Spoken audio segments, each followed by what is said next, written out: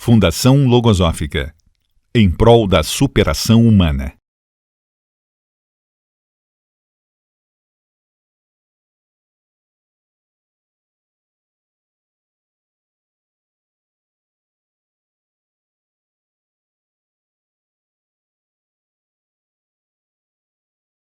Senhoras e senhores, boa noite mais uma vez. Eu gostaria de pedir que todos desliguem os celulares ou que os mantenham no modo silencioso. O meu nome é André Oberziner e é com muita alegria que recebemos todos vocês aqui hoje para esta palestra pública. Sejam bem-vindos à nossa casa, a Fundação Logosófica em prol da superação humana. Vale ressaltar que essa instituição realiza palestras como esta, promove cursos, prêmios literários, congressos e reuniões entre os estudantes de logosofia. Todos os livros publicados eles estão disponíveis no site www.logosofia.org.br para download gratuito. Elisa, por favor. A palestra que os senhores ouvirão agora terá duração de aproximadamente 45 minutos e faz parte da programação comemorativa dos 75 anos da Logosofia no Rio de Janeiro. O tema é Quem sou eu? A pergunta que não quer calar. Este é, no mínimo, um tema muito intrigante.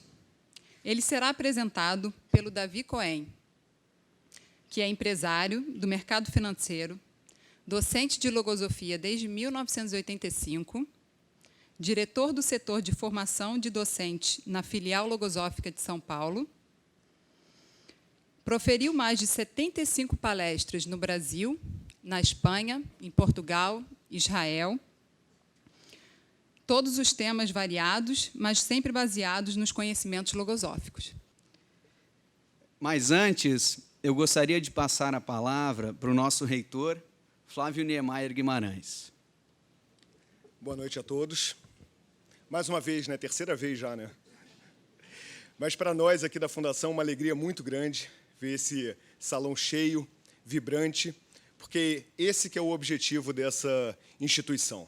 Eu poderia resumir aqui, rapidamente, que os grandes objetivos da logosofia, né, o que nós estudamos aqui nas fundações, são conhecimento de si mesmo, né, tema diretamente relacionado à nossa atividade de hoje, é o conhecimento da estrutura psicoespiritual do ser humano e dos semelhantes, o conhecimento do mundo mental ou metafísico, né, que nós conhecemos como um mundo causal, né, onde tem origem tudo o que acontece nesse nosso plano físico, e o conhecimento de Deus, né, a aproximação de Deus pelo conhecimento das suas leis, pelo conhecimento da sua criação, não só uma postura de acreditar, mas de saber, de se aproximar do Criador por este conhecimento.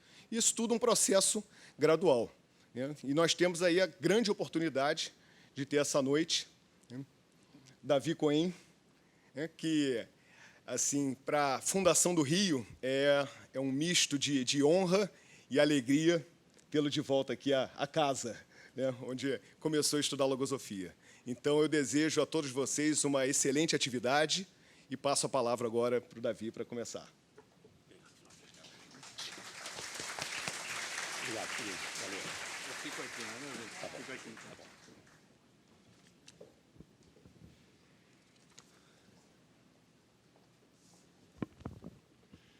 Pela quarta vez, bem-vindos. Boa noite a todos. Para mim é uma alegria excepcional realizar essa atividade hoje aqui no Rio. Como o Flávio falou, aqui eu estou em casa. Embora esteja morando em São Paulo já há vários anos, mas vivi no Rio até meus 21 anos. E para minha enorme alegria, estou vendo aqui no salão amigos de infância, amigos da época da faculdade.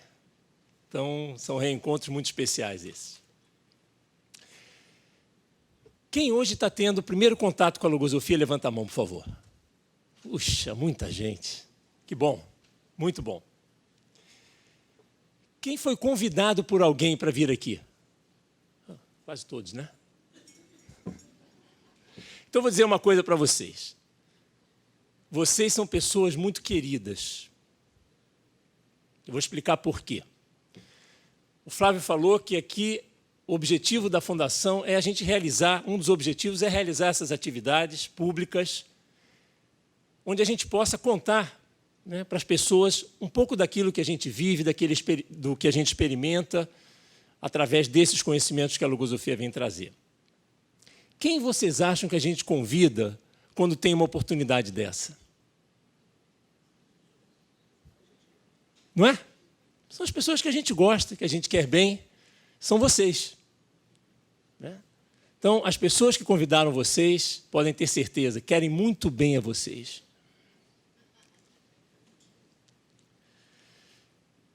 Muito bom. Aqueles que estão, hoje são vários, que estão tendo o primeiro contato com a logosofia, é muito comum que surja essa pergunta, afinal, o que é a logosofia? Eu não vou responder o que é a logosofia, mas eu vou responder o que ela não é, para começar. A logosofia não é uma religião. A logosofia não é uma seita, não é um curso de autoajuda, não é uma linha da psicologia, tampouco da filosofia, mas ela se apresenta ao mundo como uma ciência. André, muda lá. Nas próprias palavras do autor, Carlos Bernardo Gonzalez Pecote, o criador dessa ciência, ele nos diz o seguinte, que a logosofia é a ciência do presente e do futuro, porque encerra uma nova e insuperável forma de conceber a vida, de pensar e de sentir, tão necessária na época atual para elevar os espíritos acima da torpe materialidade reinante. Eu queria que vocês guardassem o comecinho ali. É a ciência do presente e do futuro. Vamos ver por quê. Por que ela se apresenta assim, como ciência do presente e do futuro? Mas vocês podem perguntar, mais uma ciência? Precisamos de mais uma ciência? Nós já temos tantas ciências, não é? Física, química, biologia, enfim, que tratam sobre tantas coisas.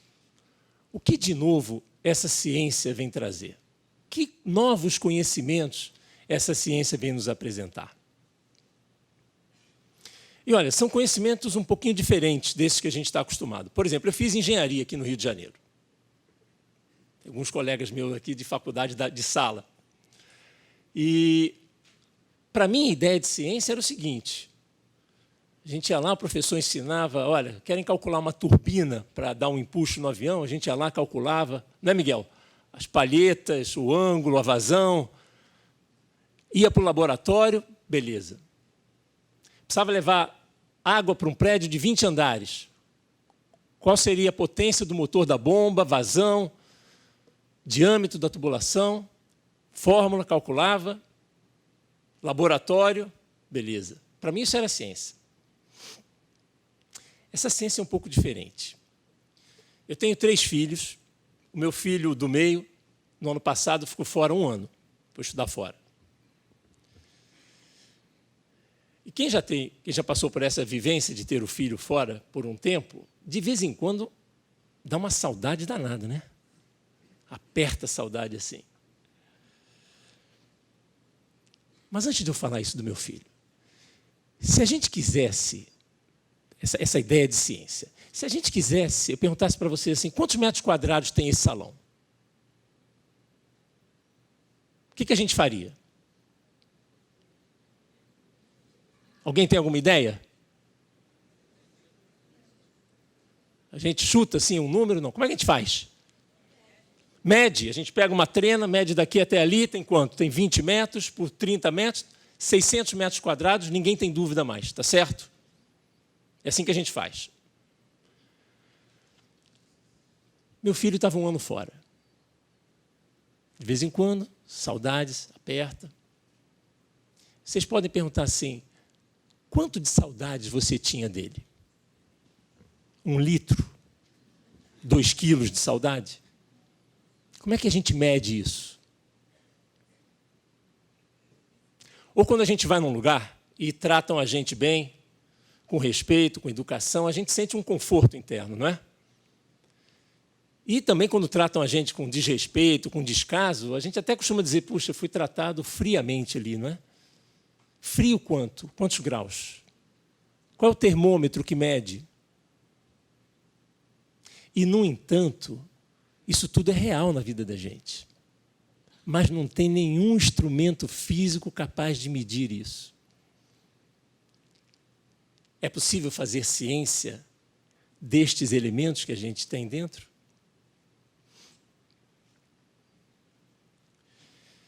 Eu fiz uma viagem no mês passado, mês passado.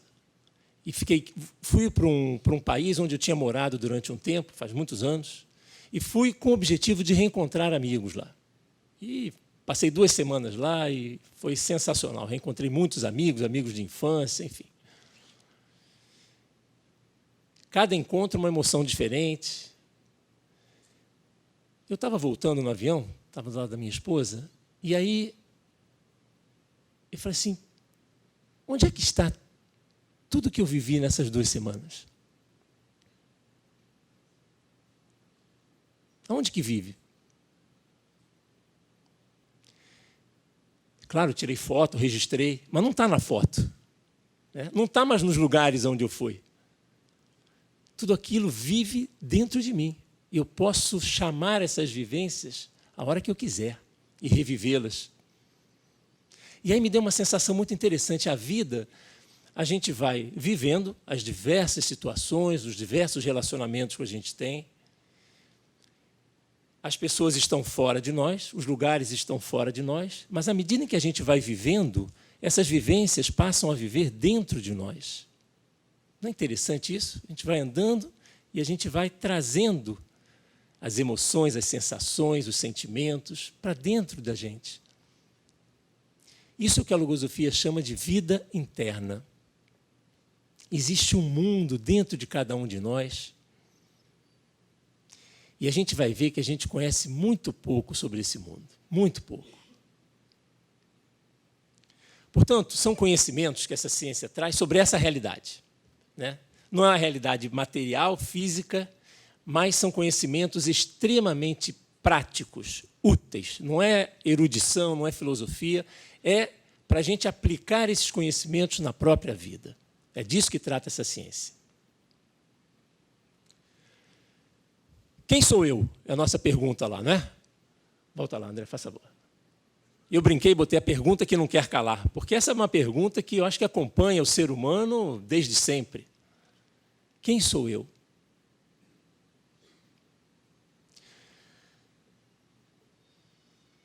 Mas, a princípio, essa pergunta é um pouco estranha também, não é?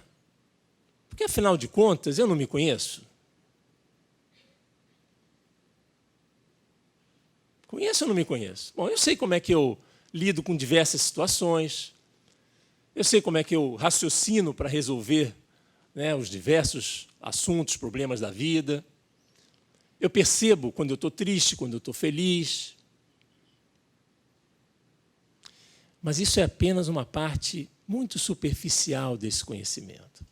Eu, por exemplo, convivo comigo mesmo há 55 anos, pelo menos 55 anos. Alguma coisa eu devo me conhecer, né?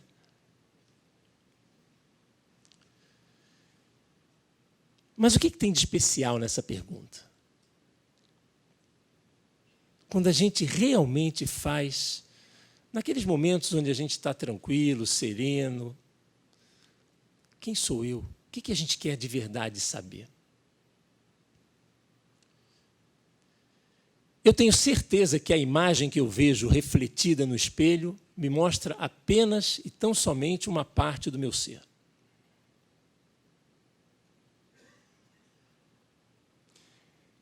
Na verdade, eu quero saber quem eu sou em essência.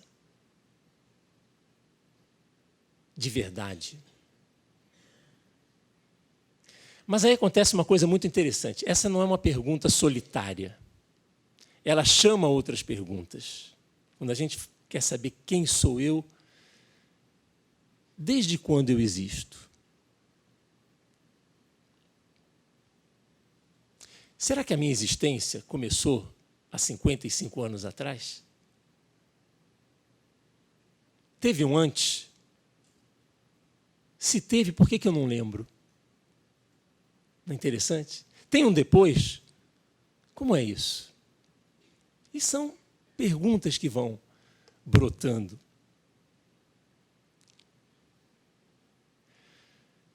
Meu filho mais velho completou 24 anos.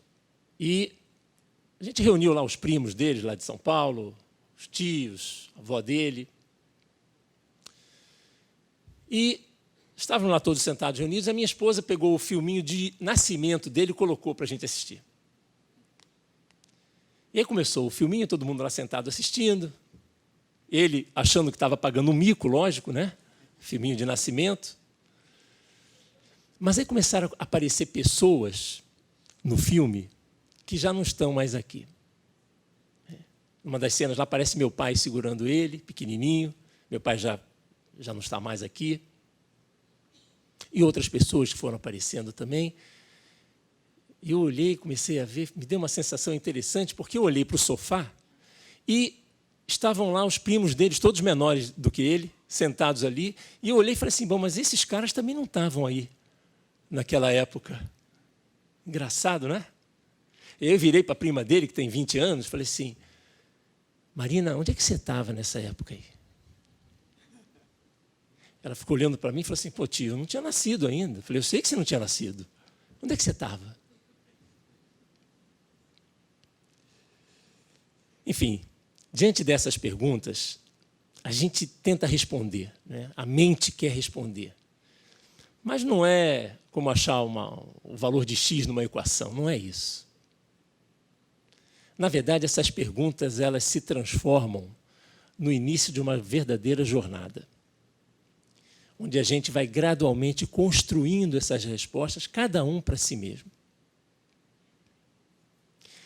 Trata-se de iniciar uma jornada agora para dentro de si mesmo.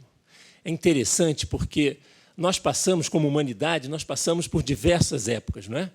Épocas de grandes descobrimentos, onde a gente se lançou ao mar para descobrir o caminho das Índias, América, etc. Depois mandamos o homem para a Lua.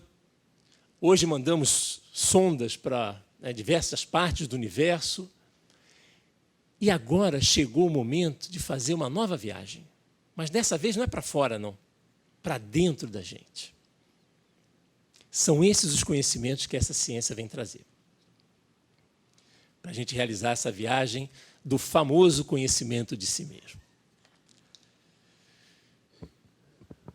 Olha, eu não vou ficar aqui falando o tempo todo para vocês, não. Poderia fazer isso. Mas eu quero que a gente tenha uma atividade um pouco mais dinâmica, com a participação de vocês.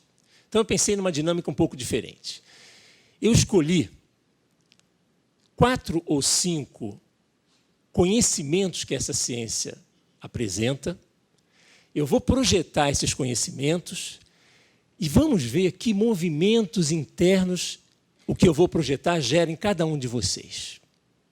Tá bom? Vamos entrar na atividade, vamos construir essa atividade junto. Porque é assim que a gente faz aqui. Regrinhas básicas, eu vou projetar. Então, a ideia é, quem quiser falar, o que sentiu, o que pensou, que movimentos teve, levanta o dedo, eu passo a palavra, fala um pouquinho alto, porque o salão está cheio para todos ouvirem. Objetivamente, foco naquilo. O objetivo é falar, olha, senti isso, pensei isso aqui me promoveu esse movimento. Foco, para a gente poder fazer com que outros participem também. E o mais importante de tudo, que cada um se sinta muito à vontade. O André falou assim, ó, lá embaixo a gente vai ter depois um bate-papo descontraído. O bate-papo descontraído começa agora. Tá bom? Como a gente está entre amigos, pessoas queridas, não é isso mesmo? Bate-papo começa agora. Sintético, objetivo. Vamos ouvir com atenção o que cada um vai falar para a gente construir essa viagem juntos. Tá bom? André, vamos lá. Alô, estão ouvindo bem? Beleza, vou ler o ensinamento, esse conhecimento para vocês, tá? Como é que tudo começa? Tem um ponto inicial. É uma ciência, pressupõe, então, que tenha uma metodologia própria, não é? E é isso mesmo, ela tem uma metodologia, tem um campo experimental, que é a vida de cada um de nós. É aí que a gente aplica os conhecimentos. Mas tudo começa assim. Eu vou ler e vamos ver que movimentos promovem cada um de vocês. Como ponto inicial para a consumação de tão alto objetivo, a logosofia ilustra a inteligência acerca da conformação mental psicológica que habilita o ser humano para satisfazer o desiderato. O desiderato é um objetivo que a gente ainda não conseguiu alcançar. Tantas vezes mencionado e jamais alcançado, de conhecer-se a si mesmo. Precisamente nesse conhecimento se condensa a ciência do aperfeiçoamento. Desde o instante em que o homem, enfrentando-se com as partes aperfeiçoáveis, perfectíveis do ente moral e psicológico que configura seu ser físico e espiritual, dispõe-se a superá-las. Vamos nos deter primeiro na parte lá inicial desse conhecimento. Como ponto inicial, a logosofia ilustra a inteligência acerca da conformação mental psicológica que habilita o ser humano para conhecer a si mesmo. O que está escrito aí?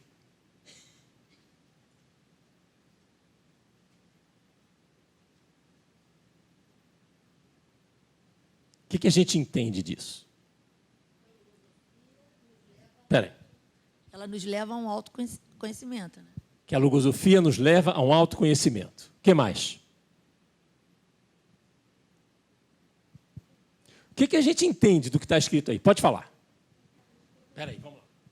Não, eu achei que, assim, quando ali está escrito conformação mental psicológica, quando você fala o conceito de conformação, você é uma aceitação, não deixa de ser. Né? Então, essa dicotomia entre conformação e da gente ter uma trajetória para discorrer sobre o autoconhecimento. Eu queria que fosse mais elucidado isso. Só ela quer que seja mais elucidado? Vamos ajudar, vamos elucidar, então. Muito bem, é isso mesmo. Propõe uma trajetória, tem uma conformação, ele fala de uma conformação mental psicológica. Vamos ver o que é isso. O que mais? O que mais que sugere?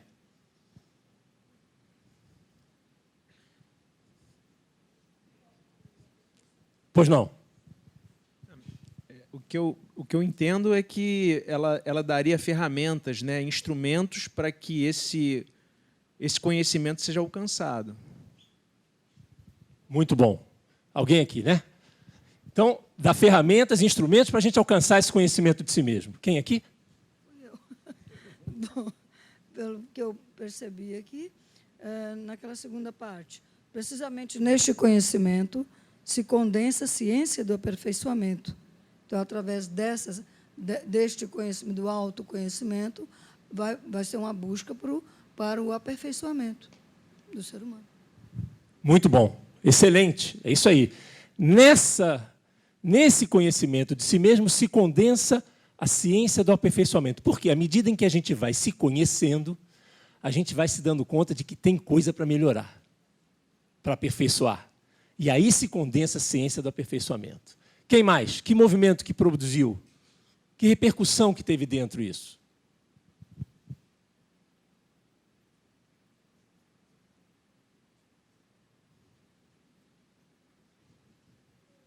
Aqui? Vamos lá. Não sei se entendi direito, primeira vez que eu estou tomando conhecimento, mas esse termo conformação mexeu comigo, porque eu sempre fui uma pessoa muito inconformada, levo meus meninos a serem inconformados também, mas noto que a inconformação gera muito medo nas pessoas. Muito bom. Essa palavra conformação chamou a atenção, né? Tocou? Qual é essa conformação mental psicológica? Mas tem uma coisa interessante, olha só.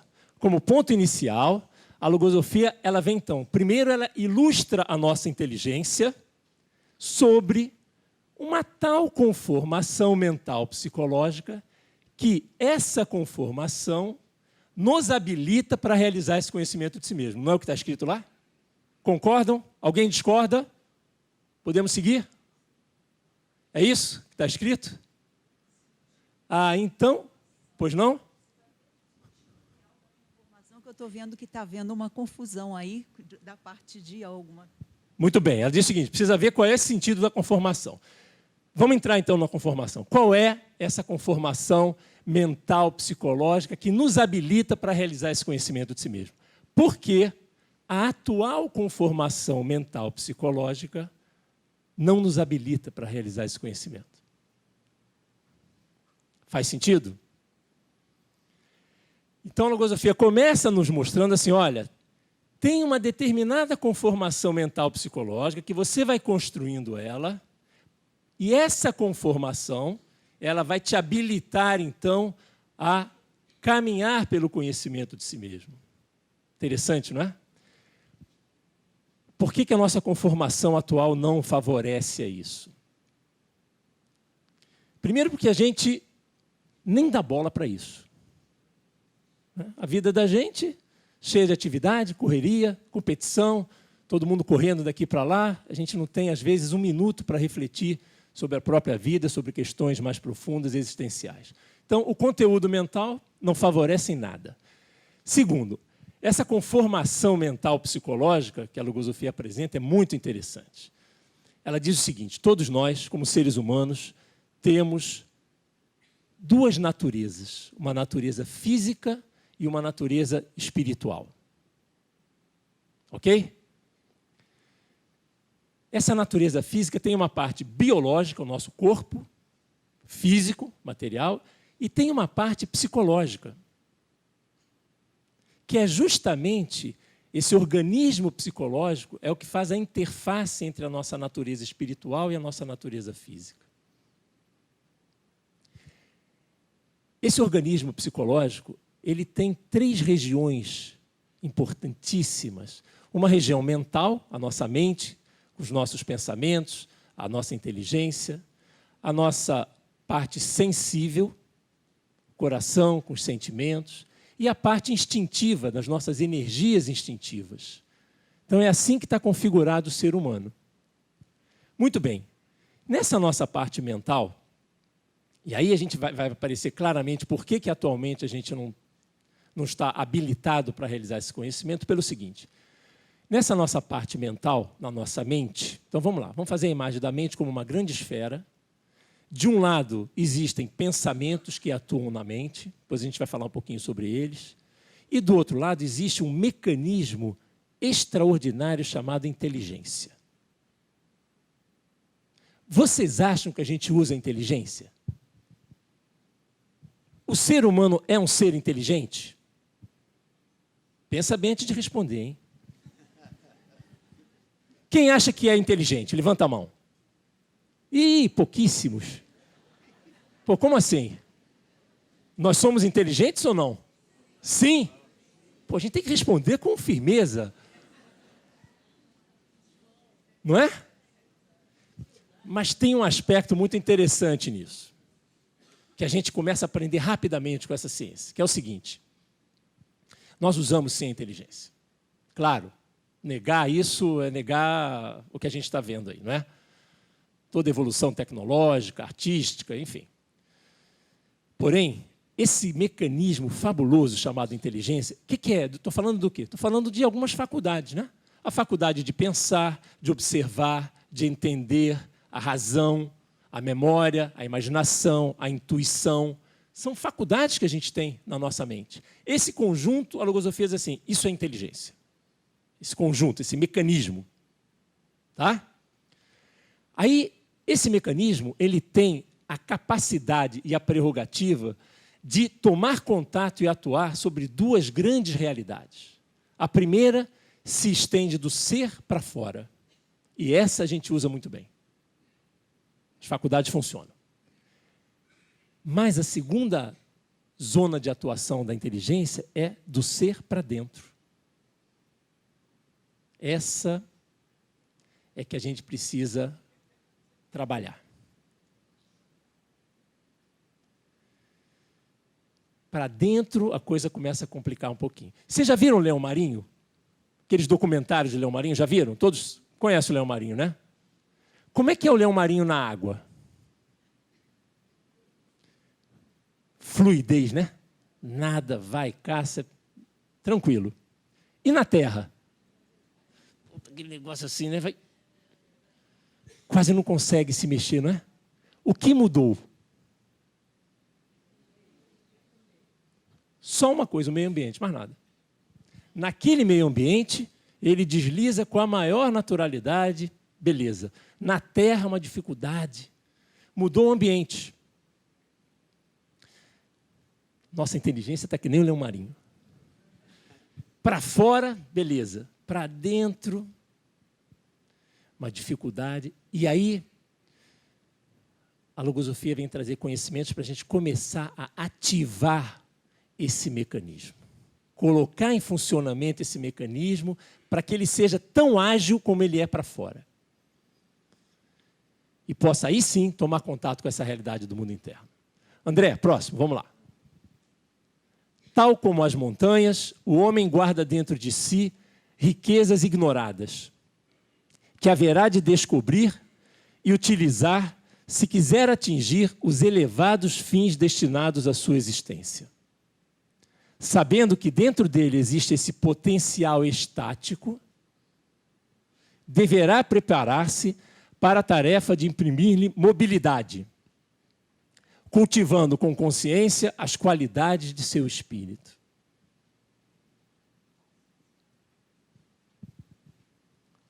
Faz sentido?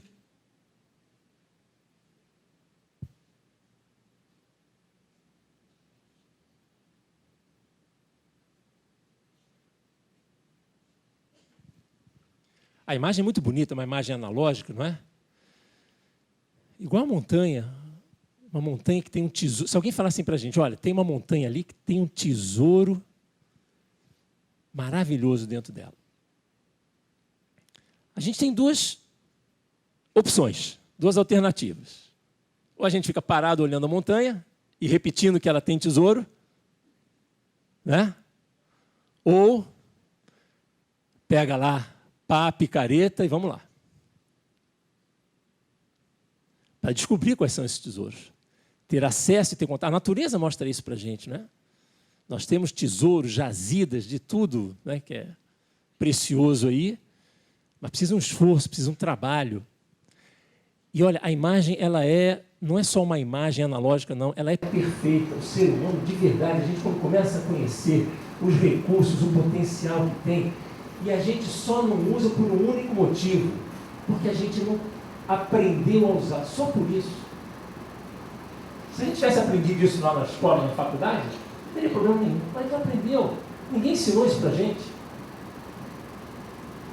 Então a logosofia vem trazer justamente esses conhecimentos que nos possibilitam adentrar na própria realidade interna e começar a pôr em atividade o potencial estático que existe lá. Assim como eu falei da inteligência, a gente tem a sensibilidade, que é um conjunto de faculdades também, faculdade de sentir, de agradecer, de querer, de amar, produção de sentimentos ali. Como é que funciona isso? E as energias, como é que funciona? Consigo canalizar minhas energias para realizar aquilo que eu quero realizar? O homem sempre pressentiu um algo além, uma prolongação indefinida de sua existência, que chegasse, inclusive, a identificá-lo com a própria divindade que anima a criação. Para sua infelicidade, ou desdita, pretendeu internar-se nessas zonas profundas e de difícil acesso a toda a inteligência, carente de ilustração superior, sem os conhecimentos que haveriam de auxiliá-lo nessa realização.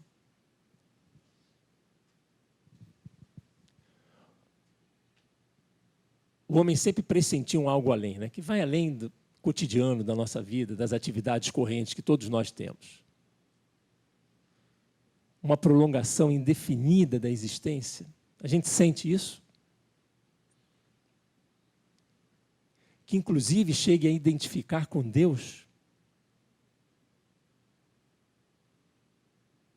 Será que a gente sente isso mesmo? A gente experimenta isso? Ou a gente acha que a vida não é isso aqui mesmo só? Como é que a gente vive a nossa vida? Porque a gente vive de acordo com os conceitos e valores que a gente tem. Interessante isso, né? Então, se a gente realmente leva em consideração que pode existir algo que transcenda, e é interessante porque se a gente tem dentro de si, cada um, uma natureza física e uma natureza espiritual, e a logosofia diz o seguinte, olha, essa natureza espiritual não requer nenhum fenomenismo para ter acesso a ela, não. Porque é da nossa natureza. A logosofia ela apresenta o espírito como sendo essa partícula ou essa centelha divina que existe dentro de cada um de nós.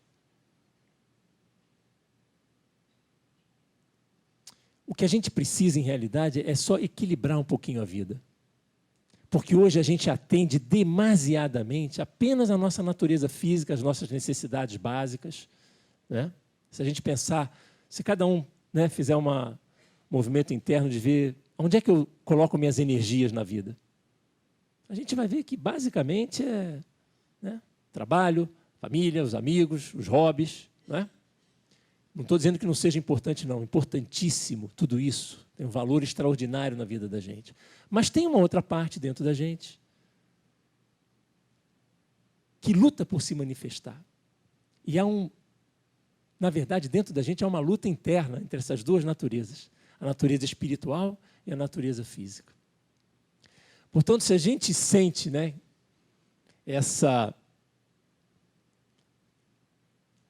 se a gente realmente pressente que existe algo além e que a gente pode caminhar num processo de aperfeiçoamento, né, em direção a essa imagem arquetípica do ser humano, essa é a especialidade da casa. Trazer esses conhecimentos. Vamos lá, André. A logosofia é uma ciência nova e concludente, que revela conhecimentos de natureza transcendente e concede ao espírito humano a prerrogativa, até hoje negada, de reinar na vida do ser que anima.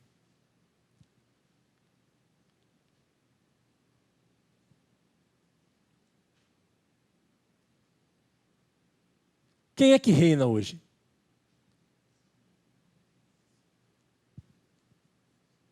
Quem é que reina hoje na nossa vida? Então, quer dizer, são conhecimentos especiais, transcendentes. Transcendentes porque nos fazem transcender, né? Transcender a limitação da vida comum. Ver que existe algo mais e que a gente pode aproveitar e dispor da vida integralmente. Viver a vida com as duas naturezas presentes, atuantes, participantes, e não apenas uma. E não satisfazer apenas a um aspecto da nossa vida, mas podermos vivê-la integralmente. Então, esses conhecimentos, eu vou trazer alguns exemplos práticos, vivos, de como isso vai acontecendo no dia a dia. Porque senão parece assim, puxa, a concepção é bonita, tudo é legal, mas como é que a gente faz?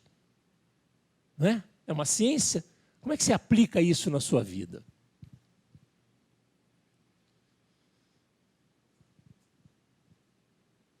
Lá em casa, a gente tem a sala, tem um corredor que leva até os quartos, né? E o meu quarto fica lá no final. E a minha esposa colocou na parede assim, do corredor, assim, numa forma de filme, fotos das crianças desde pequenininhas, né? Dos 3 desde pequenininhos, até bem recente. Então, às vezes, eu vou andando no corredor e vou vendo assim. Então, dá uma sensação assim, de que a vida, né? Olha como é que vai passando. Parece um filme, às vezes mesmo. E tem foto deles lá desde pequenininho. Aí um dia eu peguei o menor, eu estava assim olhando uma foto dele pequenininho, devia ter uns 2 aninhos, hoje ele está com 16 anos. Aí eu chamei ele e falei assim, quem é esse aqui? Ele olhou e falou, sou eu. Sou eu, pai.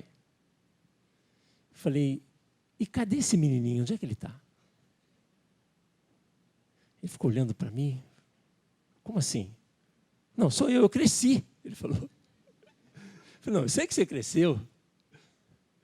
Mas o fato é que eu tenho a sensação de que eu os conheço há muito mais do que esses 20 e poucos anos.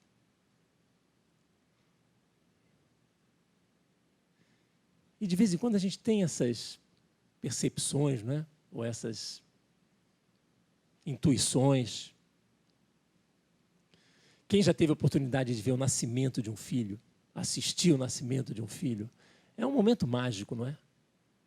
Mágico, porque de repente surge um ser que não estava aqui. Onde é que ele estava? De onde veio? Eu olhei e falei, de onde veio esse cara aqui? Como é isso?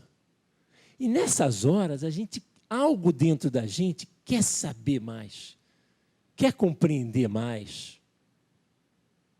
Esse algo dentro da gente que nessa hora se manifesta e a gente sente que tem uma tônica diferente, mais forte, mais profunda. Isso é a natureza espiritual se manifestando.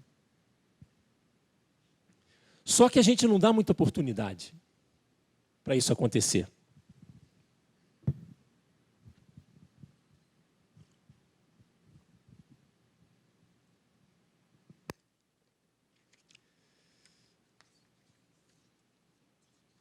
Por que a gente não dá oportunidade? Essa é a pergunta. Por que não favorecer com que isso aconteça mais vezes e com mais intensidade na própria vida? Nós temos no nosso vocabulário palavras muito bonitas hoje, que a gente usa assim à vontade, mas cujo conteúdo me parece às vezes muito vazio. Palavras, por exemplo, como vida, como humanidade, amizade, destino, livre-arbítrio, Deus. Que valor e conteúdo tem isso para cada um de nós? Outro dia estávamos sentados lá jantando, eu, minha esposa, o menor e o mais velho. Aí, naquelas provocações que nunca faltam, né? O mais velho virou para ele e fez provocou ele de alguma maneira lá, que o pequeno virou para ele e falou assim, mas pelo menos eu tenho muitos amigos, você não tem. Falou para ele. Eu olhei para ele e falei, é mesmo, Dani? Você tem muitos amigos? Ele falou assim, tenho sim, pai. Tenho 1.040 amigos no Face.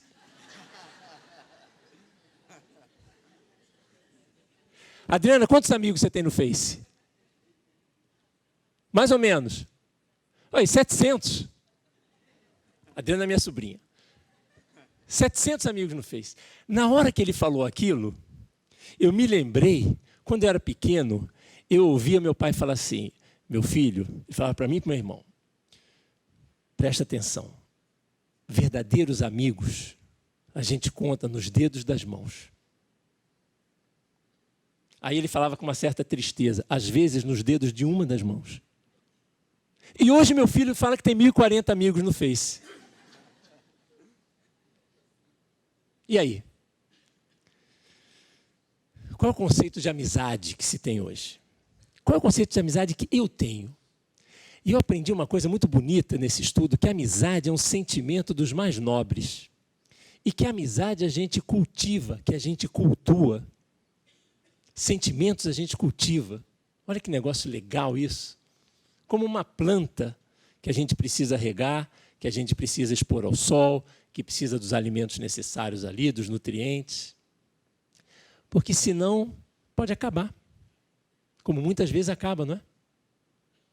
Então, sentimentos a gente pode cultivar, precisa desenvolver essa parte sensível, cuidar dos ataques que esses sentimentos sofrem, tanto externos como internos, e sofrem mesmo. Nesse estudo, né, esse é um estudo que a gente vem realizando há muitos anos. Eu particularmente, é um estudo que me atrai muito. E eu fui forjando a convicção para mim de que nós somos seres de origem espiritual, vivendo uma importantíssima fase humana.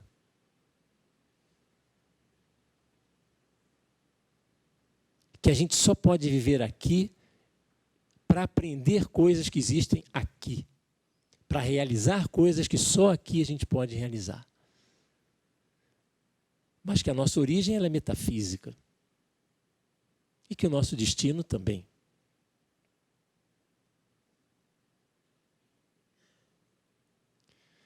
Eu falei de amizade agora, não é?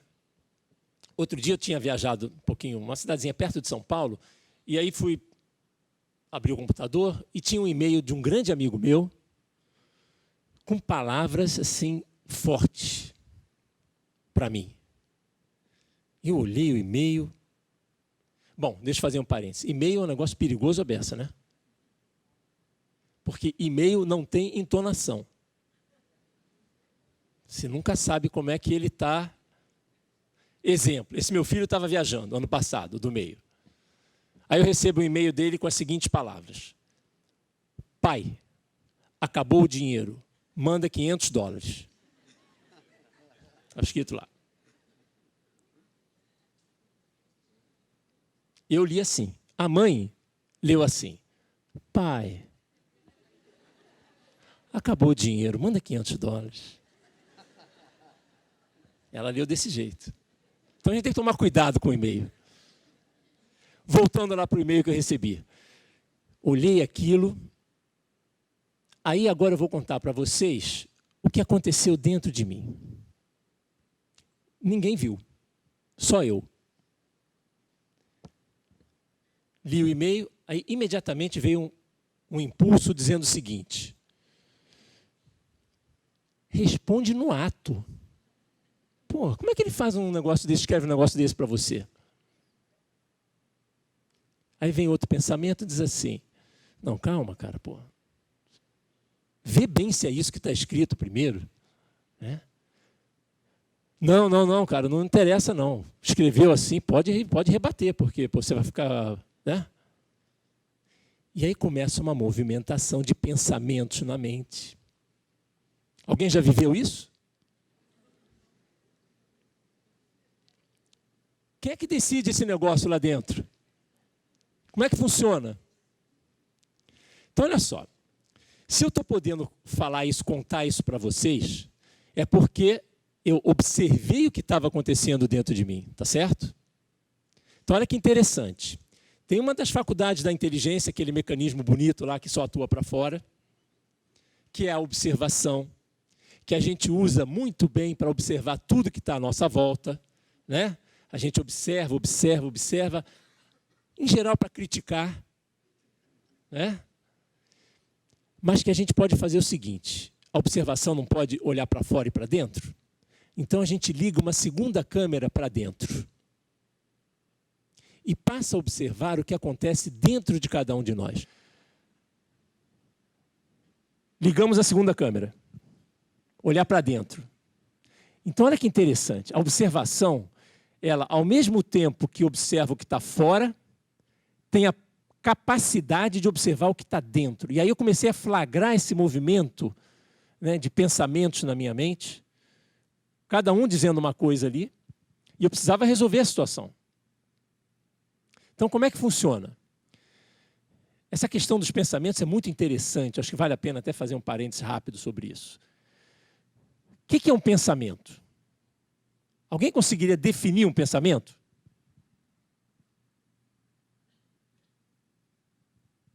Difícil, não é? A gente fala tanto de pensamento, pensamento de fulano, pensamento de ciclano, não é? O que é um pensamento? E a logosofia apresenta um conceito magistral de pensamento. Eu costumo dizer o seguinte, se a logosofia viesse e só apresentasse esse conceito de pensamento, mais nada, tá bom, já mudaria o mundo. Vocês vão ver por quê. Os pensamentos são, em realidade, entidades psicológicas, não são materiais, não é? Eles se materializam, mas são entidades psicológicas que nascem na nossa mente, crescem, se desenvolvem e até alcançam vida própria.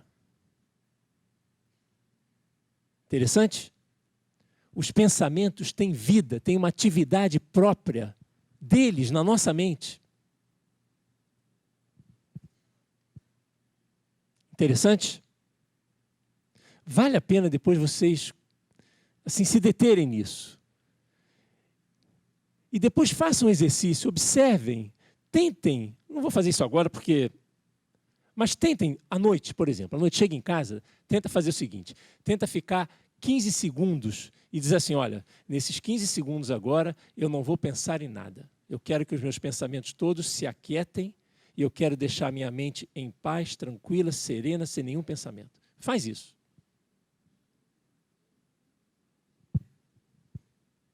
Vai ver que não dá. Não dá. Começa lá, é um movimento próprio. E a logosofia diz o seguinte, esses pensamentos, eles têm as mais variadas composições mentais. Tem pensamentos que são ótimos, úteis, construtivos, ajudam a vida da gente. E tem pensamentos que é o contrário disso. Pensamentos negativos, destrutivos, que por incrível que pareça, sabotam a nossa própria felicidade e que vivem no nosso mundo interno. Isso é algo assim... Quando a gente começa a estudar, uma das primeiras coisas que a gente flagra dentro de si mesmo é isso. Essa atividade dos pensamentos. Nesse exemplo que eu dei agora, veio um pensamento e diz assim, ó, vai lá, reage lá. Vem um outro que é mais tranquilo e diz, não, cara, calma. E aí, olha que interessante, nessa hora a gente tem que entrar em ação, não é? Então a gente pega uma das faculdades que é a reflexão, a gente chama a reflexão e diz assim, reflete aí sobre isso, vamos lá. Veja sobre esse ângulo, veja sobre esse, analisa sobre os mais diversos ângulos e vê o que você decide. Depois de observar tudo isso, chama a razão, diz assim, razão, julga aí. O que você acha agora? Percebam que o mecanismo está começando a funcionar. Para dentro. O mecanismo entra em ação, como se fossem engrenagens entrando em ação. E aí a gente começa a colocar em atividade aquela potencialidade estática. Começa a ganhar vida dentro da gente. E aí o que acontece? A gente tem que decidir o que é melhor para a minha vida. Portanto, a gente passa a ser observador e protagonista da própria vida. Essa é a ideia. Para a gente conduzir a vida pelos caminhos que a gente julgue mais adequados para a nossa existência.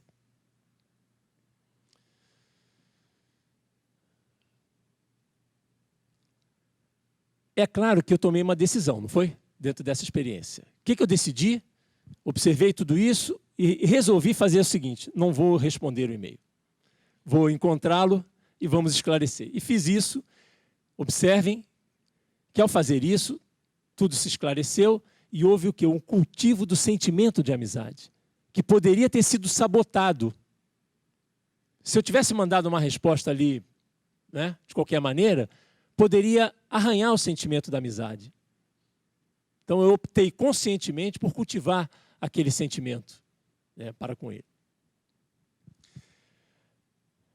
Evidentemente, esses conhecimentos nos ajudam demais em todas essas circunstâncias da vida. Com os amigos, com os familiares, no ambiente profissional. Vivi experiências assim sensacionais no ambiente profissional, onde esses conhecimentos me ajudaram demais a realizar aquilo que eu estava buscando. Demais. Portanto, se fosse só por isso já estaria ótimo, porque melhora o relacionamento entre as pessoas. Claro que sim. Porém, tem algo que transcende a isso. Eu vou dividir em dois aspectos. O primeiro é o seguinte. Ao fazer isso, continuadamente, colocar esses mecanismos, a sensibilidade participando disso, né? Onde mente e coração começam a atuar em harmonia, porque hoje parece que também estão meio separados, divorciados. Muitas vezes a gente pensa uma coisa, sente outra, sente uma coisa, pensa outra. Né? Então a gente começa também a reconstruir os canais que ligam a mente ao coração, e isso é muito bonito. Mas à medida que a gente faz esse trabalho, o que vai acontecendo? Eu começo a realizar um processo de aperfeiçoamento, claro, e também de depuração. Eu começo a depurar o conteúdo que existe na minha mente. Porque tem esses pensamentos densos, pesados, a logosofia chama esses pensamentos negativos de deficiências psicológicas, que são pensamentos que existem dentro da nossa mente. Sabe como é que eles atuam? Eles exercem uma forte pressão sobre a nossa vontade. E aí a gente atua pelo impulso do pensamento. E, em geral, se arrepende depois. Por que que eu disse isso para ele? Por que que eu fiz aquilo? Mas aí já foi. Tem que ter percebido antes e detido antes. Por isso, o Flávio no começo falou, são conhecimentos desse mundo mental que a gente chama também de mundo causal. Porque as causas estão nesse mundo, as consequências são as nossas ações. O que a gente faz, o que a gente diz, é consequência do que tem dentro da gente. Olha que interessante. Então a gente abre as portas para atuar no mundo das causas, não das consequências. Ao fazer isso, ao começar a depurar esse conteúdo mental, a gente começa então a fazer com que a mente tenha uma vibração cada vez mais elevada. Por quê? Porque a mente vibra de acordo com o conteúdo que tem dentro dela. Se são pensamentos densos, pesados, aí vocês podem perguntar, pesados quanto? Qual é a balança que pesa, né? E não é assim?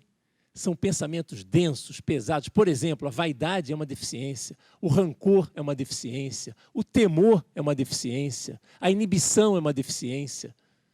São características psicológicas que estão lá dentro e que a gente se manifesta pelo impulso do pensamento. Ninguém gosta de ter essas características, mas muitas vezes tem. Então, ao fazer esse trabalho continuadamente, a gente vai depurando o conteúdo mental. E a gente vai colocando na mente, então, pensamentos cada vez de uma densidade mais sutil. E a mente, então, eleva a sua vibração. Ao elevar a vibração, acontece algo extraordinário, que a gente começa a criar um ambiente interno, no nosso mundo interno, propício, adequado a que o nosso espírito se manifeste. Então, essa é a trajetória. A gente trabalha nessa parte psicológica, vai aperfeiçoando, vai depurando, cria um ambiente propício para experimentar, então, os movimentos dessa natureza espiritual, que são movimentos de outra natureza, de outra tônica. Tem urso polar aqui no Rio? Não tem. Por quê? Ambiente, né? Mais uma vez o ambiente. O ambiente não é propício. Nessa temperatura não há urso polar que resista. Né? Então não tem urso polar. No Polo Norte tem urso polar. Né? Porque o ambiente ele é propício. Nosso mundo interno, hoje, com o conteúdo que a gente tem, da forma como a gente vive, não propicia o ambiente para a gente experimentar o equilíbrio entre essas duas naturezas. Só isso. Se a gente começar a promover esses movimentos e colocar em atividade esses mecanismos e construir um mundo apropriado para isso, a gente começa então a sentir essa natureza espiritual se manifestando. Então esse aspecto é da maior transcendência. O segundo aspecto é o da herança, porque a logosofia ensina para a gente que a herança ela é eminentemente espiritual, não é física. O material na Terra fica. Às vezes a gente leva muito tempo para descobrir isso, mas é assim. O que a gente leva dessa vida? Sabe que eu comprei um carro um tempinho atrás, um carro era legal, gostoso, gostei do carro. Falei, pô, carro bacana, legal, estava dirigindo. Falei assim, pô, seria legal levar esse carro, né?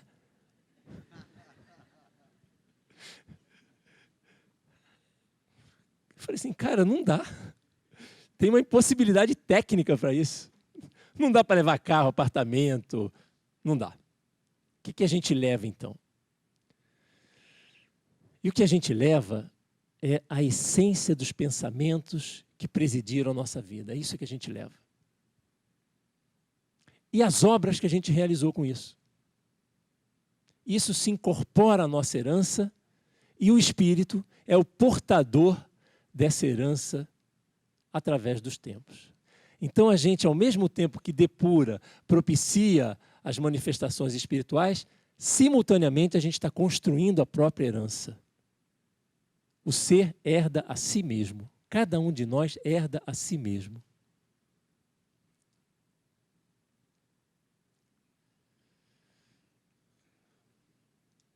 Portanto, o campo experimental desses conhecimentos é a própria vida. É no dia a dia que a gente aplica esses conhecimentos. O tempo todo. São conhecimentos da maior transcendência, porém aplicáveis no cotidiano da nossa vida. Isso é que é legal, porque a gente faz ciência da própria vida.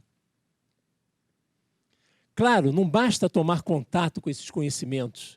É preciso realizar na vida. Lembram que a gente projetou no começo que o autor mesmo chama de ciência do presente e do futuro? Lembram? Por quê? Sabe como é que era antigamente? Para conseguir esses conhecimentos, o homem sempre buscou esses conhecimentos, sempre através da história. Mas antigamente era assim. Construíam-se templos de conhecimento e aqueles que buscavam esse conhecimento precisavam ir aos templos do conhecimento, muitas vezes se internar nos templos de conhecimento, passar um tempo lá, passar por diversas provas, muitas delas físicas e transformações, para ir se colocando em condições de ter acesso a essa realidade. Era assim antigamente. Hoje a gente ainda vê ruínas, né? No Egito, na Grécia. Era assim que se fazia. Então, aqueles que buscavam mesmo, iam aos templos, viviam lá uma parte do tempo lá nos templos, para poder realizar o que se chama, até hoje, de iniciação espiritual. Essa é uma ciência, essa é uma escola que propõe a iniciação espiritual.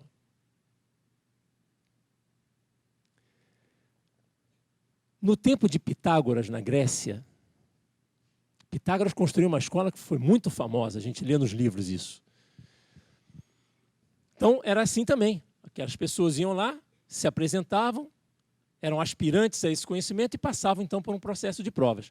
O que eu vou falar agora não está escrito em nenhum livro, mas eu deduzo que Pitágoras só teve discípulos homens. Vocês vão ver por quê.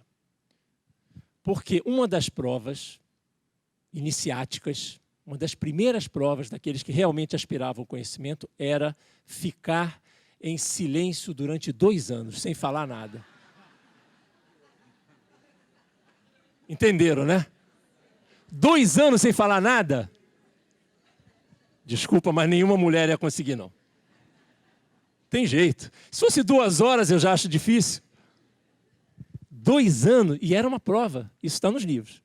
Era uma prova ficar durante 2 anos em silêncio, sem falar com ninguém. É claro que tinha um objetivo, né?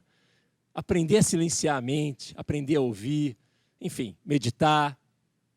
Era uma das provas daquela época. Portanto, essa ciência é para o homem atual, para nós, que saímos de casa, vamos trabalhar, todas as dificuldades do trabalho, família, os amigos, viagem, condição financeira, essa loucura que a gente vive hoje, né? É para o homem moderno. E os conhecimentos são aplicáveis na vida. Naquela época, precisavam construir os templos. Hoje, cada um de nós pode construir o seu próprio templo dentro de si mesmo.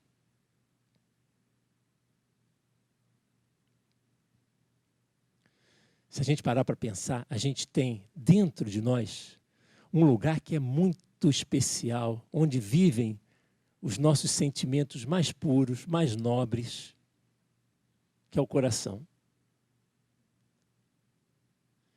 E a gente realmente pode fazer desse coração um templo, onde a gente vá se reenergizar, buscar transcender as dificuldades, buscar fazer reflexões, meditações. Portanto, a gente pode construir o templo dentro de cada um de nós. É a ciência do presente e do futuro.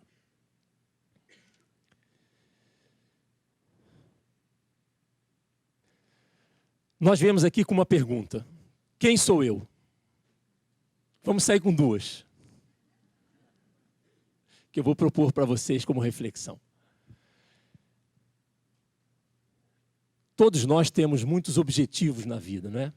Objetivos sociais, familiares, profissionais, financeiros, enfim. Mas cada um de nós veio com um objetivo espiritual para realizar aqui. E a reflexão que eu deixo para cada um sair é: qual é o meu objetivo espiritual? O que eu quero realizar do ponto de vista espiritual na minha vida? Espero ter podido ter passado uma ideia do que é essa ciência. Agradeço muito a atenção de todos vocês e vou chamar o André para finalizar a atividade. Muito obrigado.